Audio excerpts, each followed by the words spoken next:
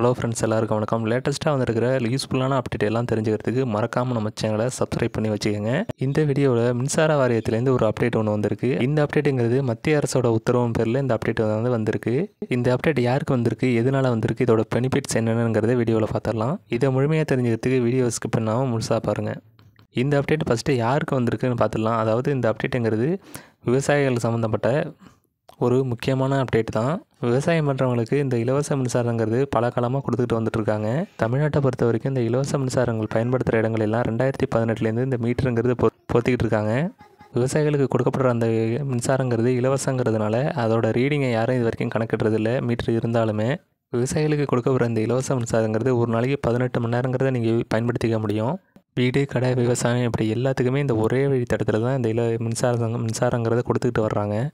ஒரு சில இடங்களில் இந்த விவசாயத்துக்கு கொடுக்குற இந்த இலவச மின்சாரத்தை வேறு சில தேவைகளுக்கு பயன்படுத்துகிறாங்க அப்படிங்கிற மாதிரி கம்ப்ளைண்ட் வந்துக்கிட்டு இருக்குது. விவசாயத்துக்கு கொடுக்கப்படுற இந்த மின்சாரங்கிறது தேவையில்லாத இடத்துல பயன்படுத்தும் போது அந்த பகுதியில் இருக்கிற கடை, வீடுகள் இதிலெல்லாம் லோ வோல்டேஜ் அப்படிங்கிறது ஏற்படுது. இந்த மாதிரியான பிரச்சனைலாம் தடுக்கிறதுக்கு மத்திய அரசு மின்சார வாரியத்துக்கு ஒரு உத்தரவை போடுறாங்க.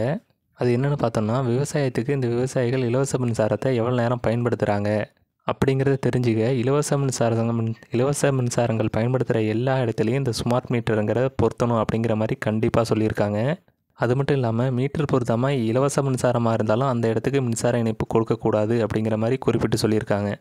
ஏன் இப்படி கண்டிப்பாக சொல்லியிருக்காங்கன்னா, விவசாயத்துக்கு பயன்படுத்துகிற இலவச மின்சாரங்கிறது எந்தெந்த நேரத்தில் எவ்வளோ மின்சாரத்தை பயன்படுத்துகிறாங்க அப்படிங்கிறத துல்லியமாக தெரிஞ்சுக்கிறதுக்காக தான் இந்த ஸ்மார்ட் மீட்டர் அப்படிங்கிறத பொறுத்த சொல்லியிருக்காங்க. அது மட்டும் இல்லாமல் எந்தெந்த நேரத்தில் இந்த மின்சாரங்கிறது அதிகமாக தேவைப்படுது, குறைவாக தேவைப்படுது அப்படிங்கிறதையும் இதில் கால்குலேட் பண்ணிக்க முடியும். இதுக்கேற்ற மாதிரி இந்த மின்சார வாரியத்தில் இருக்கிற மின்சாதனங்களை அப்டேட் பண்ணி இந்த குறைஞ்ச மின்னழுத்த பிரச்சனை இருக்கிற இடங்களெல்லாம் இது சரி பண்ண முடியும் அப்படிங்கிற மாதிரியும் குறிப்பிட்டு சொல்லியிருக்காங்க. இதோட முதற்கட்ட சோதனையாக கிட்டத்தட்ட 1200 இடங்களில் இந்த இலவச மின்சாரம் விவசாயத்துக்கு பயன்படுத்துகிற இடங்களில் இந்த மீட்டரை பொருத்தி செக் பண்ண போகிறதா சொல்லியிருக்காங்க. அது மட்டும் இல்லாமல் இந்த ஸ்மார்ட் மீட்டர் ரெடி பண்ணுறதுக்கு மின்சார வாரியத்துலேருந்து ஒரு சில இடத்துல இதுக்கான ஒப்பந்தத்தை போட்டிருக்காங்க அப்படிங்கிற மாதிரியும் குறிப்பிட்டு சொல்லியிருக்காங்க. இந்த ஸ்மார்ட் மீட்டர் மூலமாக விவசாயத்துக்கு கொடுக்கப்படுற இந்த இலவச மின்சாரத்தை வேறு யாராவது மிஸ்யூஸ் பண்ணுறாங்களா அப்படிங்கிறதையும் ஈஸியாக கண்டுபிடிச்சிருவாங்க. விவசாயிக்கு கொடுக்கப்படுற இந்த இலவச மின்சாரங்கிறது 18 மணி நேரத்தை தாண்டி பயன்படுத்துகிறாங்களா, இலவச மின்சாரம் பயன்படுத்துறதுனால தான் இந்த லோ வோல்டேஜ் ஏற்படுதா, எந்தெந்த பிரிவுகளில் எவ்வளோ மின்சாரம் பயன்படுத்துகிறாங்க அப்படிங்கிறது இது எல்லாத்தையும் தெரிஞ்சுக்கிறதுக்கு தான் இந்த ஸ்மார்ட் மீட்டரை கொண்டு வர்றாங்க.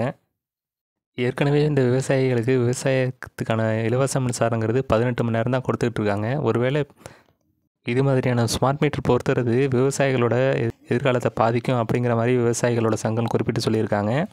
இது மாதிரியான திட்டங்களை அரசாங்கம் கையில் எடுத்ததுன்னா நாங்கள் போராட்டங்களை கையில் எடுப்போம் அப்படிங்கிற மாதிரி விவசாயிகளும் குறிப்பிட்டு சொல்லியிருக்காங்க.